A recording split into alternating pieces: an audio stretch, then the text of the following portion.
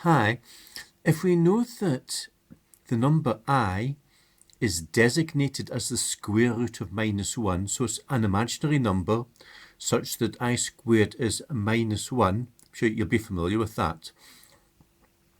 What I'd like to do is I'd like to look at getting the square root of I itself, but using algebra rather than Euler's equation, because with Euler's equation we know that I itself is just e to the power I pi by 2. So if you take the square root, it would be e to the I pi by 4, which is cos 4 pi by 4 plus I sine I sine pi by 4. That's Euler's equation. But I thought, well, rather than do it that way, I thought it would be good to do it just using pure algebra, the square root of I. So let's say then that the square root of I, it's x plus iy, because that's how we want to find it at the end of the day, where x and y are real numbers. So it means then that I itself, it must be equal to the square of x plus iy. So when you expand x plus iy as a square, you get x squared plus 2ixy minus y squared, and that's all equal to I.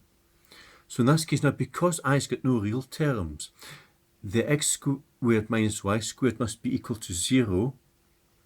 So x equals y. Or you could say it's actually plus or, thinking about it, I suppose you could say it's plus or minus y in this case, but just to get at least one value. If we say x equals y, and then to match up the imaginary terms, you've got 2ixy equals I, and that means then the 2xy equals 1.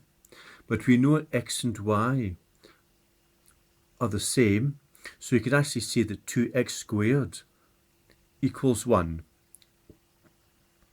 So x squared equals a half, so x is 1 over the square root of 2, and then y itself, because it's the same as x, that's 1 over the square root of 2. Which means then that the square root of I is 1 over the square root of 2 plus I over the square root of 2. Okay, thanks for watching, and bye.